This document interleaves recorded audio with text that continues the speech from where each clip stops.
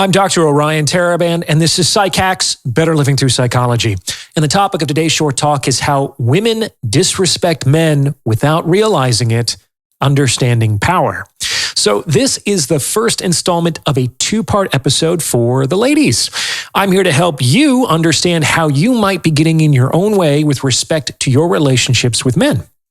As I mentioned in my episode, How to Get Any Man You Want, the unbreakable rule, the one thing that you women must absolutely never do to the man with whom you want to have a long-term relationship is disrespect him.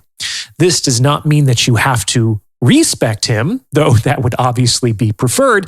Disrespecting someone and not respecting someone aren't the same thing. And this also does not mean that you have to agree with him or approve of everything that he does. However, it does mean that you have to find a way to disagree or disapprove in a way that does not disrespect him. And trust me, this is possible to do. Now, there are some very obvious ways in which women are subject to disrespecting men. They can do this through open mockery and contempt, or passive aggression and neglect, or even physical or emotional abuse. I'm not talking about these things. I take it that the vast majority of women understand that these behaviors are disrespectful and toxic. Rather, today's talk is going to be about ways in which women disrespect men without realizing it.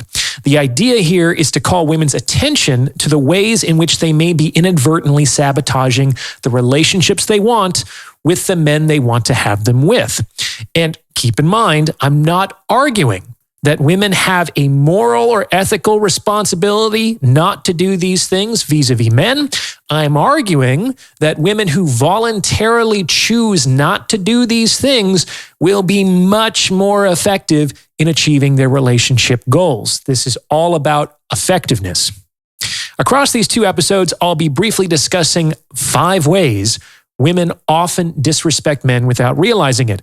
This list is by no means exhaustive, but it should serve as a general template for examining one's behavior in light of this value. As stated in previous episodes, the general rule of thumb when it comes to disrespect is if you wouldn't say the same thing in the same way to your boss if you were interested in keeping your job, then you shouldn't say that in that way to the man with whom you want to be in a long-term relationship. So we're not only talking about criticizing and demeaning language, like word choice, we're also talking about nonverbal cues of disrespect, like eye rolling or dismissive sighing or haughty body language, etc. As we'll see, most of these behaviors involve women inappropriately assuming more power than is warranted in their intimate relationships, which is emotionally perceived by men as disrespect. Let's jump right into it.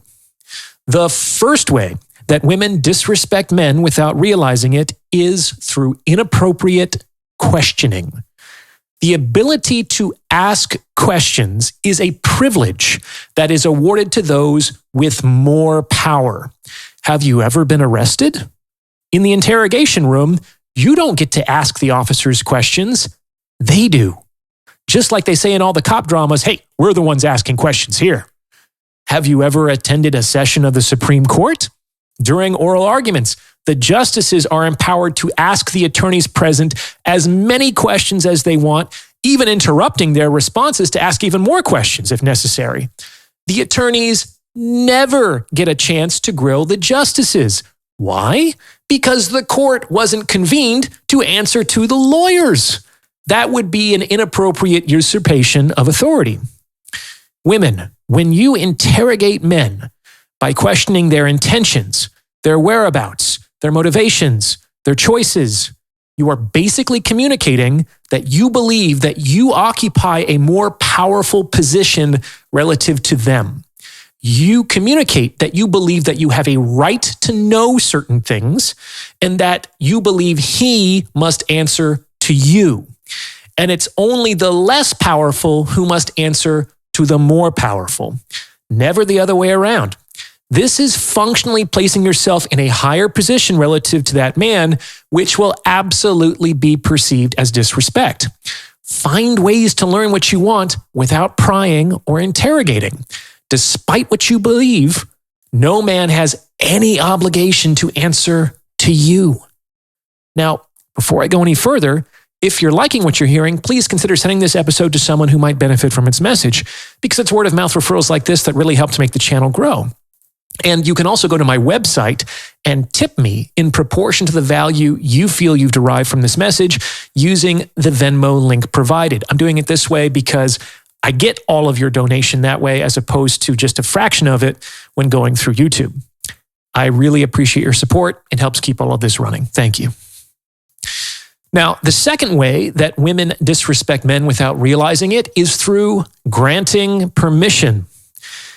In general, we have to ask permission of those who have the authority to grant our requests. This means that we act as though the good in question is actually in the possession of the authority who can grant us permission, whether that's technically true or not. Taking possession of that good without permission would be an egregious act of insubordination. And this is because permission only moves from the high to the low. Those with more power never have to ask permission of those with less.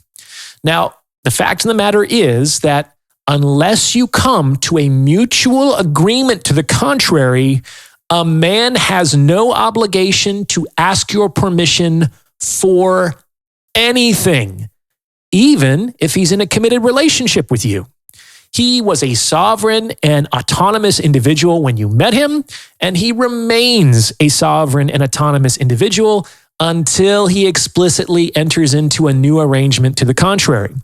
This means that a man has absolutely no obligation to ask your permission or check in with you first to spend time with his friends or leave his house or pursue his hobbies or really do whatever it is that he wants to do with what could very well be his one and only life on this planet.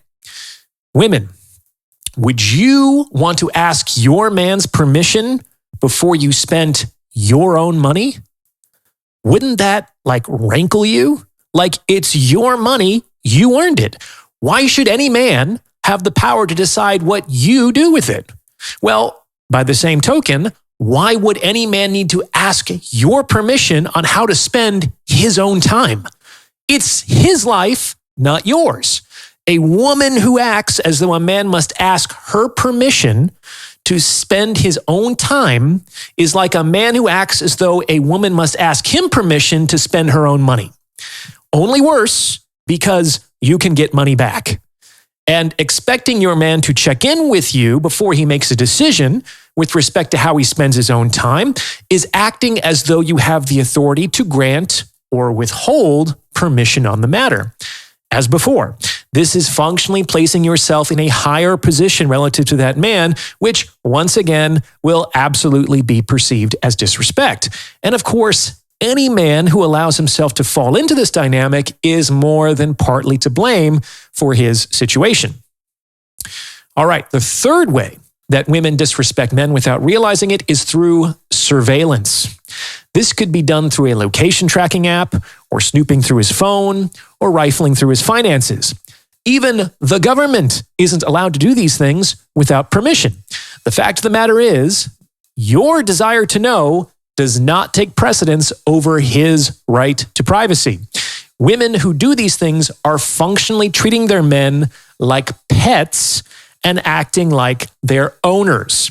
As should be obvious, this is placing yourself in a higher position relative to that man, which will be perceived as disrespect. You got it.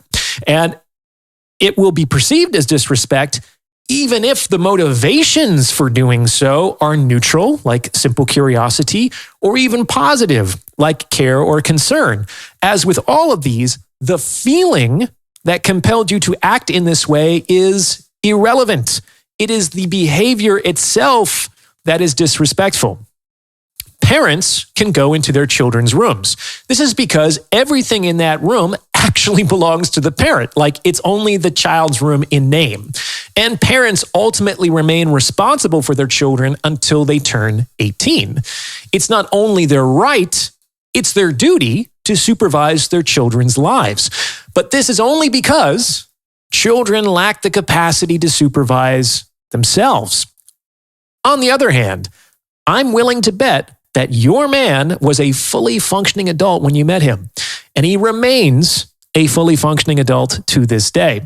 Acting as if you have a right or a duty to supervise his life is treating him like a child.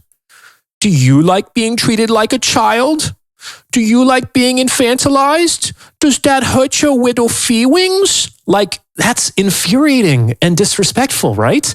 Like, that's why we don't talk like that to other adults. But if we're committed not to infantilize adults with our words and tone, we should likewise be committed not to infantilize adults with our actions and behaviors. Make sense? All right. That's enough for one episode. I'll round out the list and make some final comments in the next installment. So stay tuned. What do you think? Does this fit with your own experience? Let me know in the comments below. And if you've gotten this far, you might as well like this episode and subscribe to this channel. You may also consider becoming a channel member with perks like the priority review of comments or booking a paid consultation. As always, thank you for listening.